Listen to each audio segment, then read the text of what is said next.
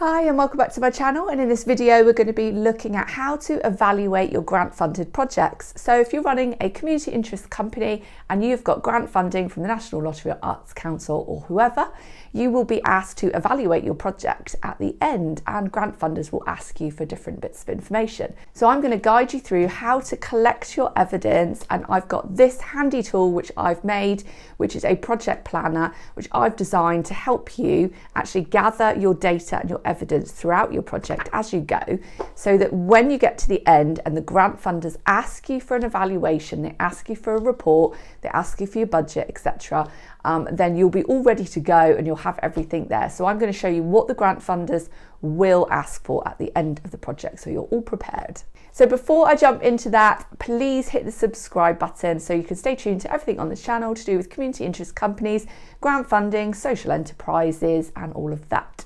If you haven't yet started your community interest company, jump over to my website and you can do my How to Set Up a CIC and Get Grant Funded in 4 Months course. I've also got a mentoring program over there as well, and you can book a call with me. So that aside, so I've been running grant funded projects for 10 years now, so I am pretty used to evaluating projects. I'm used to filling in the evaluation forms at the end. I have been audited before from the National Lottery and the Arts Council, so I know exactly what to expect. I've done children in needs evaluation at the end, so I've done most of the major grant funders evaluations. So because I've had all those experiences, I wanted a planner to design a planner that was going to help me kind of correlate all of my evidence as I go. So I'd make it super easy for myself at the end. And also I'm big on storing all that data should anyone in the future come back to you, because actually people like the National Lottery say that you should keep your evidence for up to 7 years after running one of their funded projects. So up to 7 years, they could ask you for the evidence of your project. So I came up with this idea, so that my idea is that you'd basically have all of your evidence in one place, or you could have it on an electronic file on your computer. Only problem with that is if something happens to your computer and it gets wiped, which did happen to me once, then you do lose your evidence. So that's why I wanted the physical version, so that you're all prepared at the end. So let's run through my top tips of how to gather evidence. So tip number 1 is photograph everything. So when you are running projects, when you're running your workshops or your activities, take photos as you go. Now, as I often talk about, you may have confidentiality issues with people you're working with, or you're working with children. So just cut their heads off. So do stuff with hands, photograph hands doing workshop stuff. Just photograph yourself or yourself talking and then the children from the backs of their heads. Photograph stuff like that. Hashtag in your grant funders, because when they go to evaluate their project, they will go back to your social media, they'll see what you've done, and they'll check whether you have actually tagged them in and credited them for funding the project. Now, people like the National Lottery actually say in their terms and conditions that you must credit them. You must put the logo on your websites, on any kind of leaflets or anything you make or posters you make needs to have their logo. They need to be hashtagged in, they need to be credited. So that's my tip number 1, is do your social media throughout your project, hashtag them in, collect that evidence so it's all there for them to see at the end. Tip number 2 is your budget. So your budget, this is one of the main things that they will ask you for. They will ask you for all your receipts and everything, and they will expect you to have stuck to your budget, which you did in your first application form.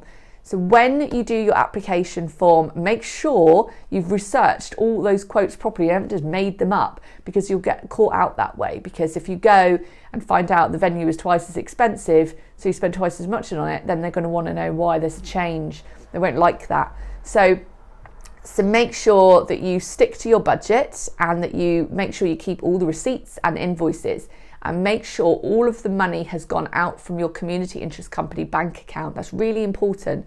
So don't go and pay, say, a bulk of money, say over to your self-employed account, and then pay your bills and stuff for the project out of that. Everything must leave as it should from your community interest bank account, okay? And also make sure you minute your payments when you have your meetings with your directors and you do your minutes. Make sure that you've talked about the payments that are going to be released and you approve those and everything with directors, so you've got a paper trail basically. So make sure there's a paper trail. And number 3, lots of funders will ask you for like case studies or some data. So it's a really good idea to do feedback forms after all your workshops, or have like a QR code that leads to a survey or a feedback form at an event. So collecting that data from your community, collecting their opinions is really important. You can quote that, and you can also correlate how many people went to your events. So you can get like data on, you know, how many attended your workshops, how big your audiences were. So all of that kind of thing, especially with the Arts Council, they'll want to know like audience numbers and how many people participated. So make sure you collect all that data on who attended, all your numbers, and get those feedback forms done so you've got a few quotes and some case studies. So I came up with this idea to basically everything that I've just talked about is in this. So I'm going to show you now how I've designed this and how this will help you actually go through and how it will help you evaluate your project at the end. So let's take a look at my project planner. So first of all, I just ask you to sort of fill in the basic names of the deadlines and dates and names of your project, what the mission is, what you're going to be doing, and just a quick overview there of what your project outcomes are going to be. You have around sort of 3 or 4 outcomes for each project. Now here you've got sort of your overview over the 12 months. Most projects run for about 12 months. So here you can just write what your basic overview is. Then you can go into a bit more detail on what the actual activities are. This I find super handy because I forget and have to go back and look at the original application forms of what I said I would do and when. So to have this here in this book just helps and saves you from having to go back and hunt for that information later. Then you've got your budgets and your income and outgoings. So again, this is really useful because it will help you stick to exactly what you said in your budget on your application form, and then this should look pretty much the same when you go and you actually make your payments. So on this page we've got your social media launch. So this will help you gain that evidence that I talked about that you're going to need when they go back and they look for your evidence that you've done the launch and that you've tagged them in. So this will help you keep up to date with that. So do your launch, just really splash it out there that you started the project. So that will help you get that evidence together from the jump. Then you're going to look at your impact goals, what your impact is and what your evidence is going to be. This will help you focus on what your targets are and gaining the evidence that you're going to need to evaluate at the end, whether that be feedback forms, whether that be sort of numbers at workshops, or actually making pieces of artwork, or whatever your impact is. Then you've got your partners. So you're all going to have partners. This will help you just keep their names and addresses and emails and stuff together. Then you've got your workshop plans. So this will help you just keep a note of when you do your workshops, how many people attended, what evidence you collected, and just give you a little bit of info on that so that you've got evidence of each workshop that you've done. So there's quite a few pages there for workshops. Then we've got an event planner, because a lot of you will be doing events as part of your project.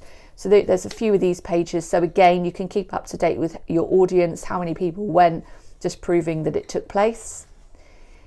Now you'll be doing some project meetings throughout. I recommend definitely one at the beginning, sort of, middle and end, or maybe every quarter, depending on how long your project is. So these will be with your directors, they might be with your partners, they might be with the other artists on the project, with volunteers. So this just keeps you just keeps a log of those meetings. Then you've got your daily planner. So this is all the day's work that you're going to do. So there's a whole load of these. So you can treat these on sort of every day that you work on your project, fill in one of these. So it basically keeps a log then of how much work and effort you've put in. And I know you guys are all working really hard on your projects. So it's a really good idea to make sure you get that evidence down. So say you're doing research, or you're doing all sorts of stuff, partner work, meetings, all that kind of thing.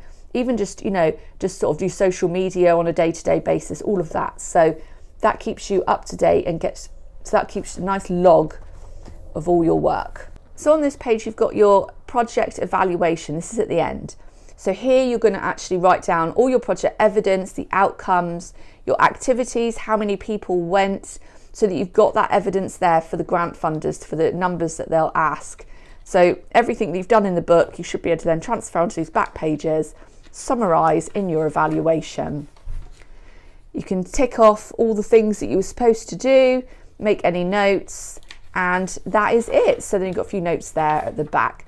So that is your project planner. So that will help you keep everything in one place so that you're ready for when you do your evaluation project at the end.